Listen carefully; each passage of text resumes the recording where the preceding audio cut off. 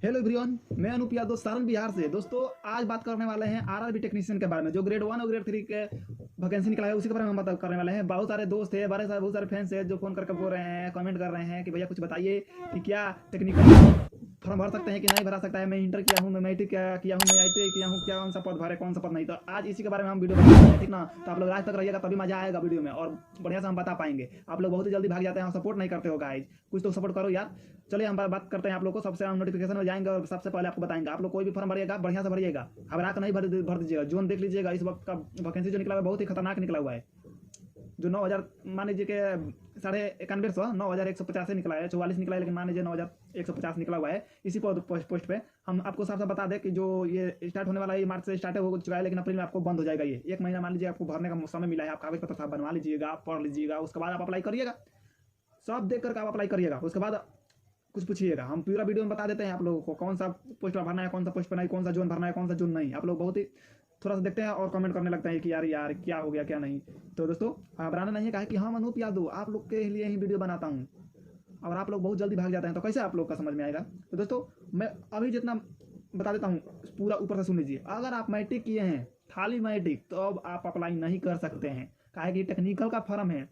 और दूसरा बात, अगर आप इंटर किए हैं, अगर आप इंटरमीडिएट किए हैं तो आप अप्लाई कर सकते हैं। और कोई अरे मैं तो नहीं कर सकता हूँ यार, कोई बार अरे नहीं कर सकते, जानते हो क्या है कि आप आर्ट्स से किए होंगे, कॉमर्स से किए होंगे, बायोलॉजी से किए होंगे, तो कहाँ से आप कर पाएंगे।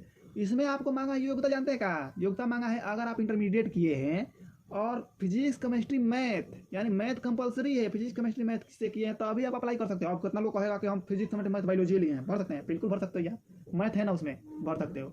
अब सोचेगा कि खाली बायोलॉजी है तो भर सकते हैं, नहीं भर सकते हो। बायोलॉजी को उसमें मांगे नहीं है, कौन नर्सिंग में जाना है, टेक्निकल में जाना है। अब क्या कहिएगा, रेलवे बोर्ड ऐसा ही किया है। तो चलिए हम आप लोग को नोटिफिकेशन मिले चलते हैं, ज़्यादा टाइम नहीं खींचेंगे, लेकिन नोटिफिकेशन 41 हो 44 हो उस पर निकला हुआ है तो फटाफट बताने की कोशिश करेंगे। चलिए चलते हैं नोटिफिकेशन की ओर। तो हेलो दोस्तों, मैं अभी आपको लेकर आ गया हूँ आरआरबी टेक्निकल की ऑफिशियल नोटिफिकेशन पे। यहाँ पर आप देख सकते हैं और आप अनुभव कर सकते हैं, यही आपको जॉब मिलेगा, ऐसे ही फीचर मिलेगा। ये देख लीजिए कैसे काम कर रहे हैं, यही सब कहीं काम करने को आपको मिलेगा। तो हम जानते हैं आपको पास रुचि बहुत ही है काम करने के लिए, जॉब करने के लिए। ये देखिए जो ऑनलाइन आवेदन का स्टार्ट होने वाला है वो 9 मार्च से होना चालू हो चुका है। शुल्क भुगतान यानी अंतिम तिथि जो रखा गया वो 8 अप्रैल को रखा गया है। ये 24 घंटा फॉर्म भराएगा, यानी कि दिन रात फॉर्म भराने वाला है ये। और इसमें जो लिखा गया है संशोधन शुल्क के भुगतान के साथ आवेदन पत्र में सुधार के लिए संशोधन वीडियो को तिथियां, यानी अगर आपके फॉर्म भरने में कोई भी गड़बड़ी हो जाती है, मिस्टेक हो जाती है, हर बार में गड़बड़ कर देते हैं, तो आप 9 अप्रैल से 18 अप्रैल तक आप उस गड़बड़ को सुधार कर सकते हैं। ठीक ना, यहाँ पर पूरा लिखा हुआ है स्टेप बाय स्टेप, ठीक ना। और आप फ्री में नहीं सुधार कर सकते हैं, ये भी बात ध्यान में रखिए। आपको 250 रुपया का चार्ज भी देना पड़ेगा करेक्शन के लिए कि आप गलती किए हैं। तो फॉर्म सुधारने के लिए 9 अप्रैल से 18 अप्रैल तक आपको समय दिया जाता है। आप गलती किए हैं तो उसमें से 250 रुपया चार्ज दीजिए, तब आपको सुधारने दिया जाएगा, ये रेलवे का कहना है। और नीचे का तालिका देख लीजिए कौन सा पद के लिए कितना सैलरी है और कितना वैकेंसी, यहाँ पर आपको सबको दिखा दिया जाता है। देखिए टेक्नीशियन ग्रेड 1 सिग्नल के लिए स्तर 5 29,200 रुपया की सैलरी मिलने वाला है। बाकी चिकित्सा मानक भी मिलेगा B1 में। और यहाँ पर अपना आयु देख सकते हैं, 18 से 36 वर्ष तक ले आप अप्लाई कर सकते हैं। हमें नहीं लगता है कि कोई स्टूडेंट छूटेगा, ऐसे छूटने वाला कोई स्टूडेंट नहीं है। और ये देखिए टेक्नीशियन ग्रेड 1 में वैकेंसी जो निकला हुआ है 1092 पोस्ट निकला हुआ है। और वही देख लीजिए टेक्नीशियन ग्रेड 3 में जो वैकेंसी निकला हुआ है वो 8052 पदों पर वैकेंसी निकला हुआ है। और इनका सैलरी देख लीजिए 19,900 रुपये होने वाला है। और उसका भी ग्रेड चार्ज जो जोड़ करके मतलब 25-30 हज़ार रुपया का सैलरी हो जाएगा। और जो ग्रेड 1 है वो 29,200, यानी कि उसका भी सारे जोड़ के 40-42 हो जाएगा सैलरी बहुत अच्छा खासा है सैलरी। दोस्तों यहाँ पर देख लीजिए, इसमें कोविड-19 महामारी के कारण जितना भी डेट फेल हो गया था, आयु यानी फेल हो गया था, उसके लिए 3 वर्ष की छूट दे दिया गया है।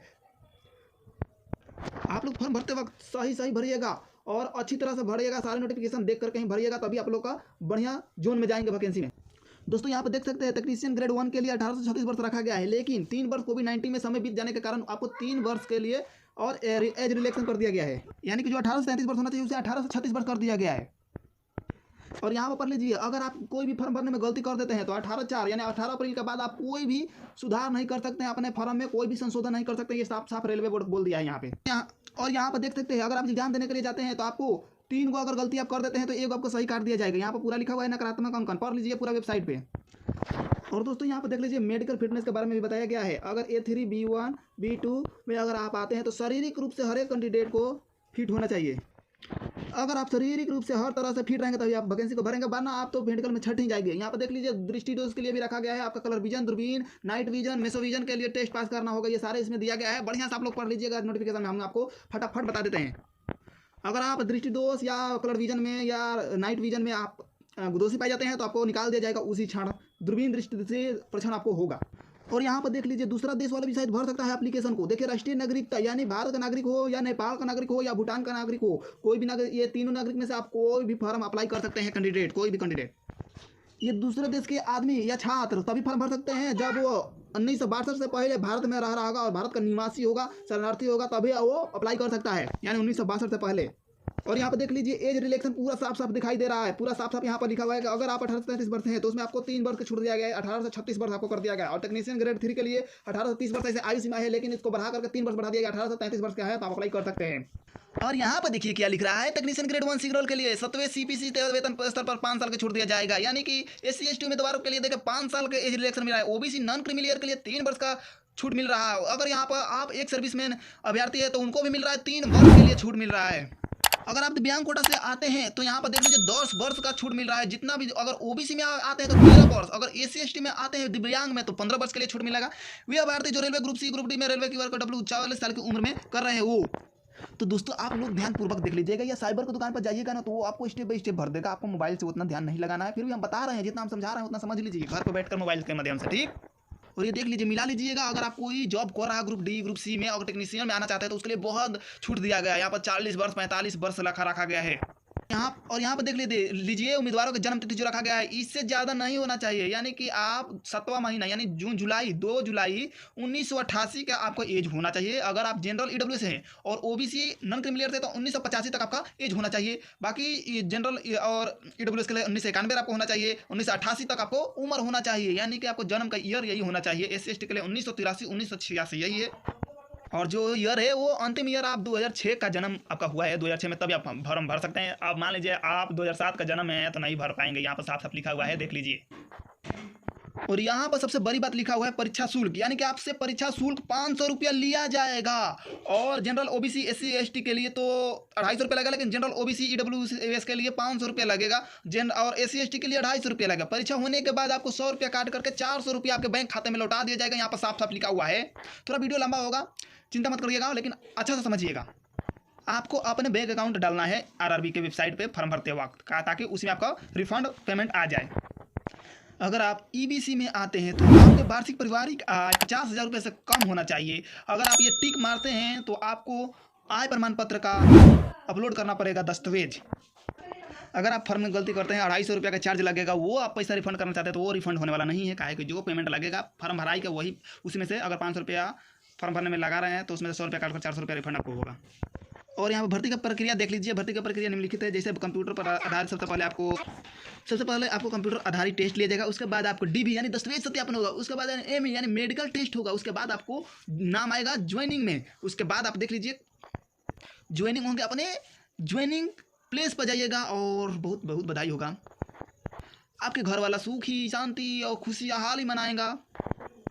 आपको यहाँ पर बता दूँ कि 100 क्वेश्चन मिलेगा, 100 क्वेश्चन में आपको 90 मिनट मिलेगा टाइम। 90 मिनट में आपको फटाफट जितना पढ़ने में तेज है फटाफट मारना है। आपको प्रत्येक गलत उत्तर के लिए, यानी आप 3 को गलती कर देते हैं तो उसमें से 1 सही कटा जाएगा, तो समझ कर मारिएगा, ठीक ना। यहाँ पर देख लीजिए टेक्नीशियन ग्रेड 1 के लिए कौन कौन सा सब्जेक्ट लगने वाला है एग्जाम पैटर्न के लिए। मात्र सामान्य जागरूकता यानी सामान्य जनरल नॉलेज से 10 को क्वेश्चन पूछेगा बस। सामान्य बुद्धि तर्क से 15 को, कंप्यूटर के से पूछेगा आपको 20 को, अंक शास्त्र यानी 20 को पूछेगा, बुनियादी विज्ञान और इंजीनियरिंग से आपको 35 को पूछेगा, बस इतना ही क्वेश्चन पूछेगा। टोटल मिला करके 100 हो रहा है, लेकिन सब सब्जेक्ट का अलग अलग जरूरत है, किसी में से 10, किसी में से 15, किसी में 20, किसी में से 30, यही तो है, बहुत आसान है। अब चलिए टेक्नीशियन ग्रेड 3 के लिए हम आपको बता देते हैं फटाफट। यहाँ पर देख लीजिए टेक्नीशियन 3 के लिए अंक शास्त्र 25 को, समान बुद्धि से 25 को पूछा जाएगा, समान विज्ञान से 40 को पूछेगा, समान जागरूकता से 10 को पूछा जाएगा। मात्र 100 को हो गया, 25 को 10 को। ज़्यादा पढ़ने की बात ही नहीं है, एक बार मैथ पढ़ लिए, एक बार जनरल नॉलेज पढ़ लिया, करंट अफेयर पढ़ लिया, सब खत्म हो गया। देखिए हम कहेंगे तो कि आप अपने मोबाइल से नहीं भरे तो अच्छा रहेगा, आप जा करके कोनो साइबर वाला दुकान से भरिएगा तभी ठीक रहेगा, ठीक। और यहाँ पर आपका सिग्नेचर 30 से 70 के बीच लगने वाला है। और आप SC ST है तो आपको जाति प्रमाण पत्र लगेगा 500 KB तक का, ठीक। और आपको फोटो यानी तस्वीर लगेगा 30 से 70 KB के बीच। फोटो रिसाइज कर लेना। और सबसे बड़ी बात बता दें कि आपको जोन नहीं घबराना है कि कौन सा जोन में हमको भर्ती भरना है। आप देख लीजिएगा नोटिफिकेशन में जोन, उसके बाद भरिएगा, नहीं तो ऐसा नहीं भर दीजिएगा अजमेर में भर दीजिए, आप जनरल में चाहे ओबीसी में आते हैं उसमें आपको वैकेंसी नहीं है, एको को वैकेंसी नहीं है। ऐसा नहीं करना, आपको सबसे पहले देख लेना है कि किस जोन में हमारा वैकेंसी है, यानी हमारे कैटेगरी में वैकेंसी है, उसी में भरिएगा। कितना लोग ये करते गलती कर देते हैं, जोने घबरा देते हैं और बाद में पछताते हैं। एग्जाम देने से कोई फायदा ही नहीं, जब आपका उसमें पद है ही नहीं है तो भरने से क्या फायदा। तो हम इसमें बताने वाले हैं, लास्ट तक रहिएगा तभी ना समझ में आएगा। जल्दी भाग जाइएगा तो कहाँ से समझ में आएगा। अगर आप मैट्रिक है तो फॉर्म तो नहीं भरेगा, इंटर है तो भर सकते हैं, लेकिन जानते हैं कब भर सकते हैं, अगर आप 10+2 यानी इंटरमीडिएट किए हैं, फिजिक्स केमिस्ट्री मैथ बायोलॉजी है तब, बायोलॉजी नहीं है तब आप भर सकते हैं। मैथ है ना, मैथ होना जरूरी है बाबू, समझ लीजिए। मैथ नहीं है तो आप नहीं भर सकते हैं, बायोलॉजी है मैथ नहीं है तो नहीं भर सकते हैं, बायोलॉजी है मैथ हो तो भर सकते हैं। ठीक, साफ साफ हम बता देते हैं, बाद में ना तो कहिएगा कि अनुभव नहीं बताया। यहाँ पर जब पढ़िएगा ना तो सब यहाँ पर लिखा हुआ है बढ़िया से। ये देखिए, ग्रेड टेक्नीशियन कैरेज वैगन के लिए 2 वैकेंसी निकला हुआ है, डीएच मेट्रिकुलेशन एसएलसी प्लस एनवीसीटी प्राप्त मैंने प्राप्त आईटीआई मांग दिया है। देख लीजिए, मैट्रिक जहाँ मांगा है वहाँ पर आईटीआई मांग दिया है। आप इंटर किए हैं सिंपली तो भर सकते हैं, मैथ से भरे, यानी आप साइंस से किए हैं, सीधा सीधा बात है। फिजिक्स केमिस्ट्री मैथ है आपके पास तो भरिएगा, नहीं तो नहीं भरिएगा, कुछ भी कर लीजिए। चाहिए यहाँ पर देख लीजिए, पद का नाम टेक्नीशियन ग्रेड 1, सिग्नल में 5 वैकेंसी है, रेल जोन देख लीजिए एनएफ में इतना है। यहाँ पर देख लीजिए, जनरल में 6 गो है, एसी में 3 गो, एसटी में 1 गो, ओबीसी में 4 गो। यहीं पर भर दीजिएगा फॉर्म, तो कहाँ से होगा जनरल वाला। यहाँ पर देखिए टेक्नीशियन ग्रेड 3 के लिए ब्लैक स्मिथ में 7C7 में देख लीजिए, यहाँ पर किसका नहीं है, एसी का नहीं है, एसटी का नहीं है, ओबीसी का नहीं है, ईडब्ल्यूएस का भी नहीं है। अगर आप इसमें गलती से भर देंगे तो आपको जब होगा, नहीं होगा कभी भी। तो आप लोग बढ़िया से देख करके भरिएगा। वीडियो तो लंबा हो जा रहा है, उससे कोई बात नहीं है, बढ़िया कुछ खोजने के लिए समय कुछ खोना पड़ता है। यहाँ पर देखिए जम्मू कश्मीर का है, श्रीनगर का, यहाँ पर कोलकाता जोन का है। आप कोई भी बढ़िया से देख करके भरिएगा। हम जानते हैं यहाँ तक थोड़ी ना कि आप जनरल में है कि एबीसी में है कि ओबीसी में है, कि हम बता दें आपको कि इसमें भर दीजिएगा। वो सब साइबर के वाला सब बता देगा आप लोग को। तो दोस्तों आशा करता हूँ कि वीडियो थोड़ा सा भी अच्छा लगा होगा तो लाइक और शेयर कर दीजिएगा। थोड़ा सा लाइक कर देते हैं ना तो दिल में मोटिवेट हो जाता है और वीडियो बनाने के लिए। चलिए मिलते हैं नेक्स्ट वीडियो में।